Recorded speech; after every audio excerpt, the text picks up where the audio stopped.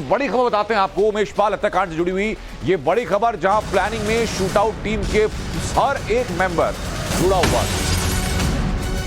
हत्याकांड में शामिल सभी लोगों के कोड नेम तय किए गए। जेल में बंद अतीक अहमद ये पूरे गैंग को ऑपरेट कर रहा था और किस किस का क्या कोड नेम होगा, जेल में बंद अतीक अहमद ने यह निर्धारित किया था। सभी आरोपी फेस टाइम आईडी बना करके एक दूसरे से मीटिंग कर रहे थे, कॉन्फ्रेंस कॉल चल रही थी।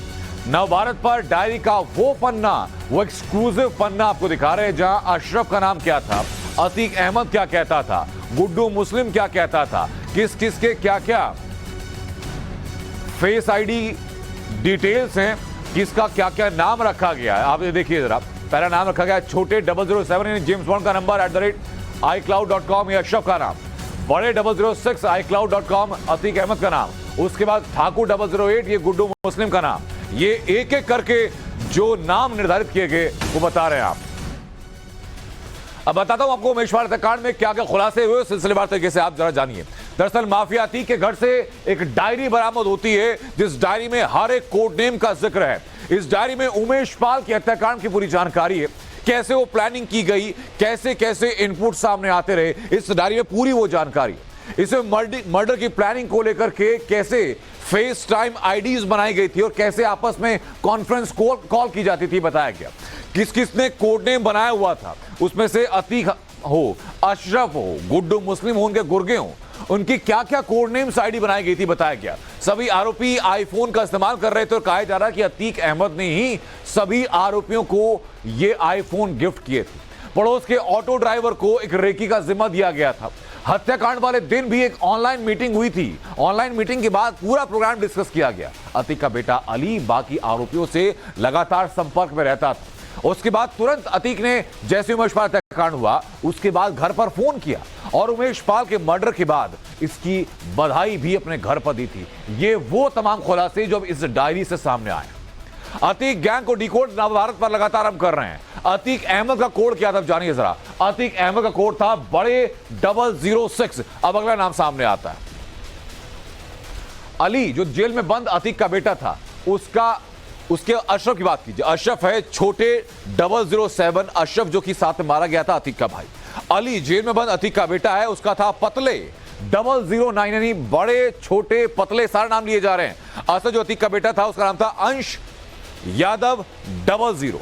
गुड्डू जो गैंग का बमबाज है, गुड्डू मुस्लिम, इसका नाम लगातार सुनते आ रहे हैं, उसका नाम था ठाकुर 008। उसके बाद नियाज, उमेश पाल की रेकी करने वाला जो ऑटो ड्राइवर था, उसका नाम था XYZZ 1122, इस नाम से उसकी आईडी बनाएगी। उसके बाद अरमान जो शूटर था वो था बिहार टावर, जिसका नाम रखा गया था। कोड नेम में बातें हो रही है, अब सोचिए जरा। खान सौलत हनीफ जो कि वकील है अतीक का, उसका नाम था एडवोकेट यानी ADV 0010। ये तमाम वो कोड नेम है जो इस डायरी से सामने आ चुके हैं। हमारे सहयोगी अभिषेक राज हमारे साथ लगातार बने हुए हैं प्रयागराज से, हमारे सहयोगी मनीष यादव हमारे साथ लगातार बने हुए हैं। सबसे पहले अभिषेक बताइए, इस डायरी से क्या क्या खुलासे हुए और जो कोड नेम है किसने तय किए थे? देखिए, अतीक जब जेल में बंद था और उमेश पाल हत्याकांड की प्लानिंग चल रही थी, उसके बाद इन सभी ने आईफोन खरीदा था, अपनी फेस आईडी बनाई थी और उस फेस आईडी के जगह अलग अलग जो नाम हैं वो रखे गए थे।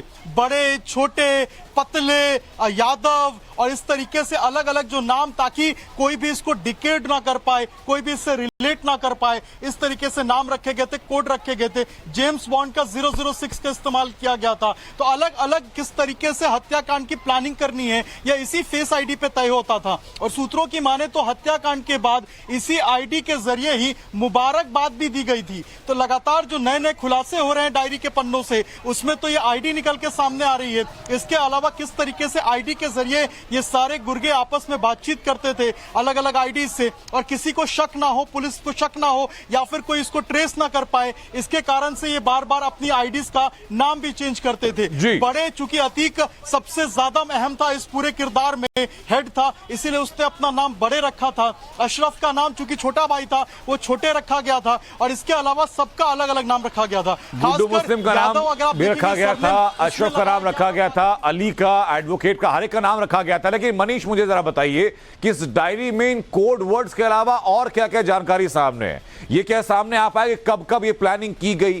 क्या सामने आ पाया कि जो फेस टाइम कॉल होती थी ये क्या मर्डर वाले दिन भी की गई थी क्या?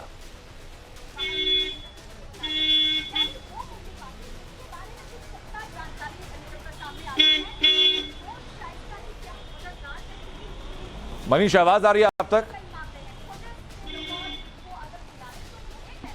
जी जी अनंत। मनीष, मेरा सवाल ये कि इस डायरी में और क्या क्या खुलासे हुए हैं? कोड नेम सामने आ चुके हैं, लेकिन सबसे अहम ये कि फेस टाइम आईडी से कॉन्फ्रेंस कॉल होती थी किसी कॉर्पोरेट स्ट्रक्चर की तरह इन लोगों की।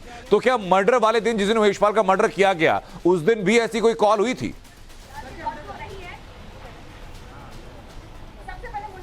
देखिए, बिल्कुल जो जानकारी मिल पाई है, सवेरे सारे लोगों ने आपस में बातचीत की थी, फेस टाइम के जरिए बातचीत हुई थी, और नियाज कोऑर्डिनेट कर रहा था। आतिक अहमद को जो जानकारी दी जानी थी उसका जिम्मा नियाज के पास था कि वो पल पल का अपडेट आतिक अहमद को साबरमती जेल में जो बंद है पहुंचाए। फेस टाइम के जरिए नियाज ने शाम को 5 बजे कॉल की, उसके बाद 6 बजे कॉल की।